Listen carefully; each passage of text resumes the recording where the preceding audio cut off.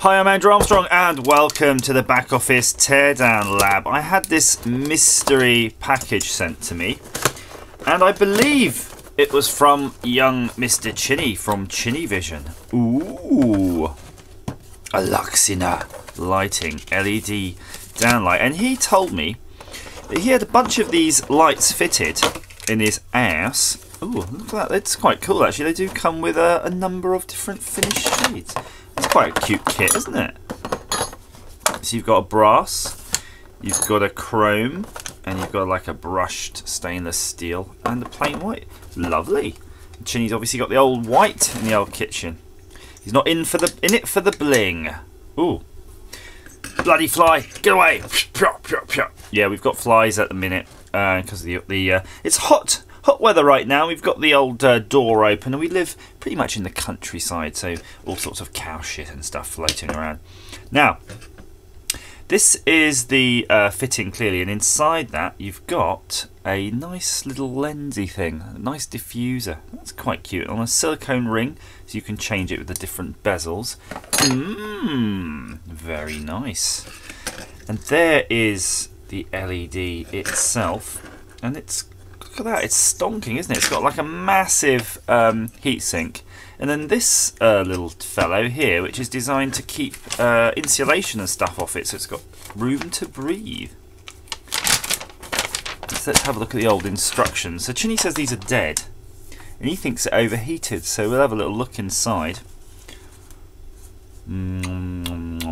So they're calling that little cap the optional IC cover. The IC cover must be used for the luminaires to be installed where loft insulation is present. Only suitable for covering with blanket type insulation material. So Chinny, your heat one is interesting, but it kind of does imply that it's kind of built in what it needs. The top of the luminaire can be covered with insulation material when the IC cover is used. All other minimum clearance distances around the luminaire must be observed. Does it actually show any minimum distances here? Not really. It's showing you the cutout and it's showing you the 115. So I think to be fair then to your installer, because you did mention that you think your installers didn't give them enough room to breathe. Yeah, I would think that you would want, you know, at least this region around there, so there's like a centimetre around that available for the heatsink to flow. So yeah, it's probably not like insulation packed down on it, but more worrying that it's been shoved in and the insulation's kind of wrapped around it. It is mains. I don't have a quick tester on me, so I'm just going to sort of dismantle it. So Chinny said that they all start getting dim, if I recall. Did you say that they all start getting dim and then they eventually just conked out? So we'll see if we can dismantle it in a way that might allow us to try putting some power through it. But I tell you what, I cannot find for the life of me my quick tester, and they're so expensive. So can't quite see it there. I'll try to zoom in to show you. This is a hollow extrusion, and at the end there's a bit of potting right down there. In fact, it's not quite potting because it's flexing. Intriguing. So that looks almost like we should be able to... looking at the extrusion, you've got here, see these small holes for screws? We should be able to unscrew these three and the heatsink should be able to come off. 1, 2, 3. Now underneath that blob, I'm presuming there's not just one LED, there might be a whole mess of them. We'll sort of possibly discover that later on. And if you're into sort of LEDs, seriously, the channel to look out for is bigclive.com. He is all about the LEDs recently. I think he's found his niche on YouTube at the moment, and it's LED heavy right now. But let's be fair, that's the tech that the layman's using right now. Okay, one more.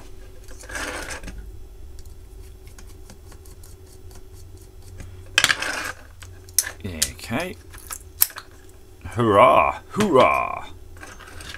So there's the sort of just retaining collet really. And we're getting down to the nitty gritty. This is the boy from the big bad city. And that's all that's to it really. Can you imagine that is all that's there in it? I mean, what voltage is this darn thing?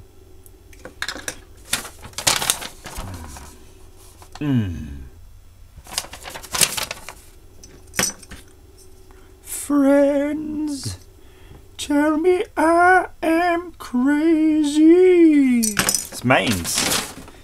That I'm wasting time with you. Just be good to me. Right. Ooh. I'm just dismantling this mains thing so you can try to shove some power in it. People always talk about reputation. I don't care what you did to them. Just be good to me. Right. We need a flathead screwdriver. Chinny, this is such a challenge. We're going through all the different screwdrivers. Ugh, how much torque does this bloody thing need? Yeah, all of it, basically. Maximum torque.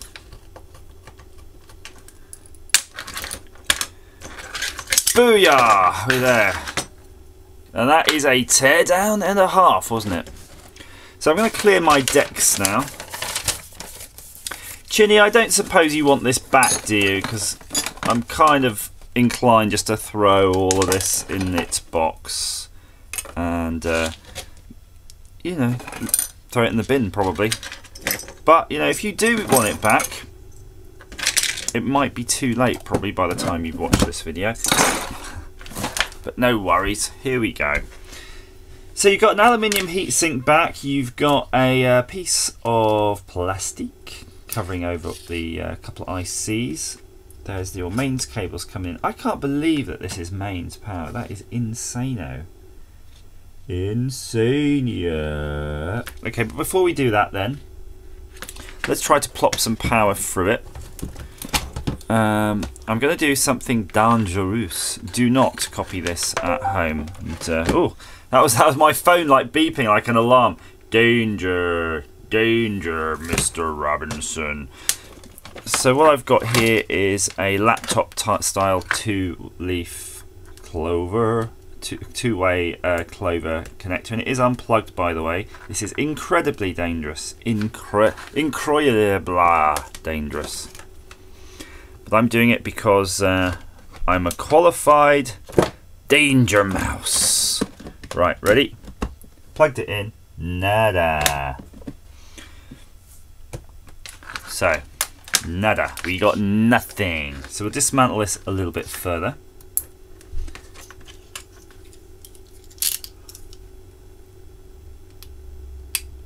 I'm going to just slice it and dice it.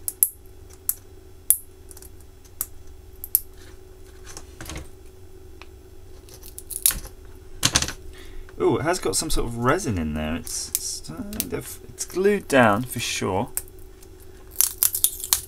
Yeah, got it though. So it's a WGDB03, and there's a fuse.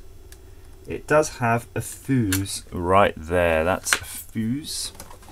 Surface mount.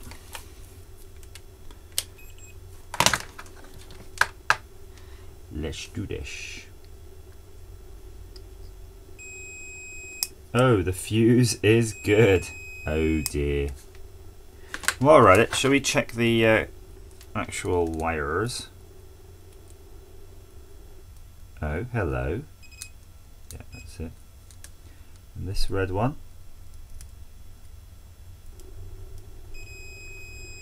Okay, so the connectivity is coming to here.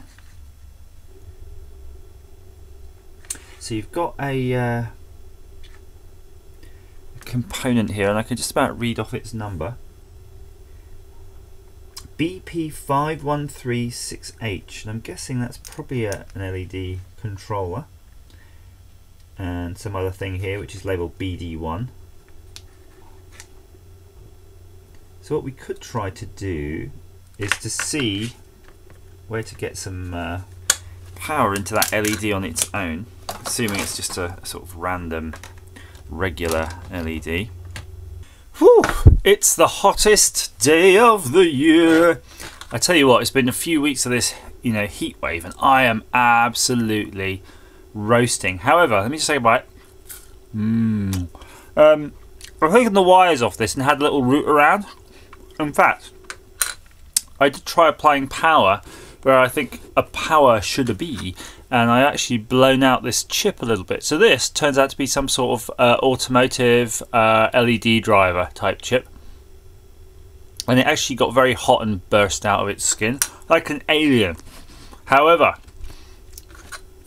I'm not going to let that dishearten me. As you can see, it looks rather dismantled now.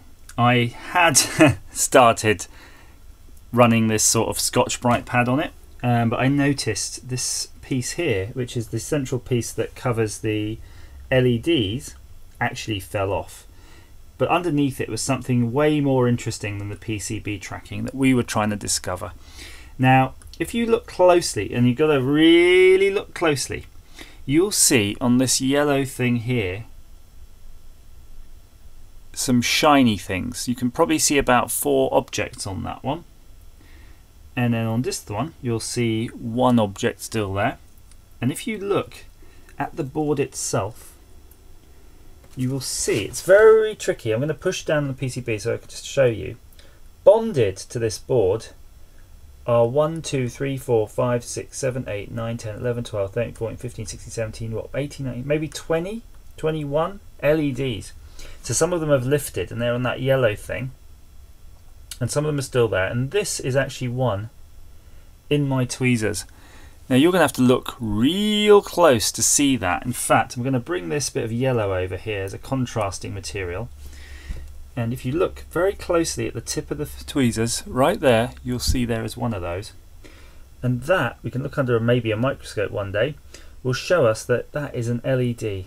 If you think of that now compared to quite a small surface mount component there next to it, or that fuse, the 1 amp fuse, it is absolutely tiny. I'm going to try to measure one for you using my DigiKey ruler, and they are pretty much 1 mil long. I'd say by about 1/10 of a mil wide.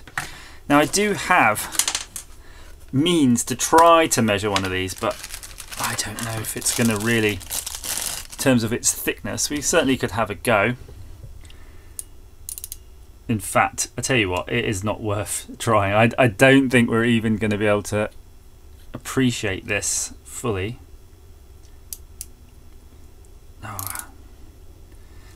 Let's calibrate this up another day and try it. But you're talking thin, right? They're proper thin. So what I wonder is, if we've got them here, if we can try putting voltage through them individually as LEDs, but they definitely seem to just jump off, really. I don't know if they were damaged just by me messing around with them, or if they actually had already lifted, because this board is supposedly faulty, but it could develop so many different faults. But you kind of imagine if it's heat related, I could see some of these lifting, but at the same time I suspect it would just be as easy also for the other components on the board to fail anyway. So I've got my probes, and it's hard without a microscope to see really what you'd be sort of trying to touch on the contacts here. So I'm going to just try to do each end on one of them.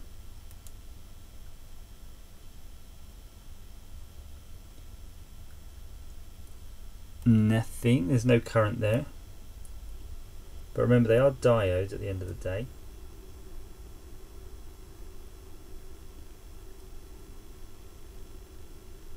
It did it, did you see that? Crikey, O'Reilly, got one finally. It's actually glowing blue. No. I'm pretty damn sure I didn't imagine that. I'm hoping I didn't imagine it. Yay!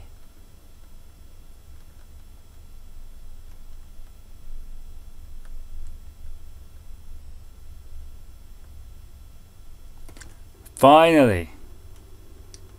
So yeah, you can see. Whoa! Blue LEDs. Sheesh, that's bright. I'm blinded. I can't see a thing. It's hard to describe how bright it is, even though it's such a tiny bloody thing. That is phenomenal. Look, you see that? You might have just seen that. I'm blinded from that, I swear. It's like an arc. Wowie. So that's 9 volts and that's using 39 milliamps for that. And I'm guessing if you put that yellow on top, it would be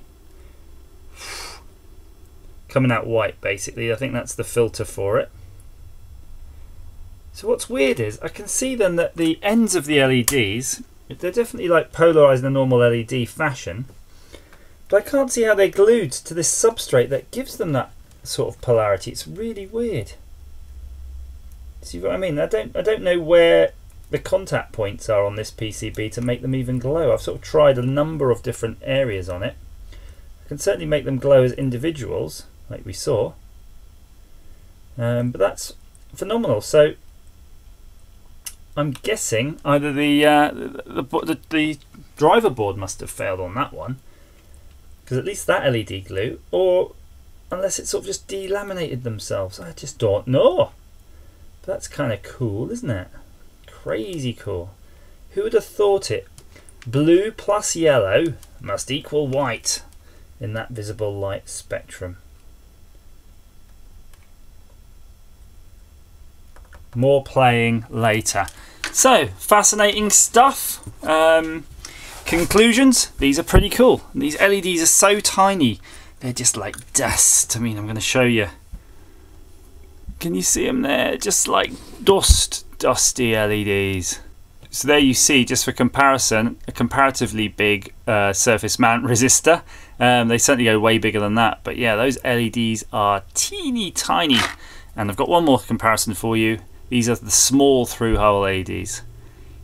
So that's why those lights can be so bright. They fit an enormous amount of LEDs in a tiny area. But who'd have thought that they were basically just small versions of the sort of regular surface mount stuff? Absolutely crazy. Thank you very much, Chinny, for sending that in. It's been fascinating learning how not to treat a PCB and actually how tough these PCBs are. It's all a pretty good light. I'm going to pop that in a box back to you so you can reassemble those. I'm not going to do that.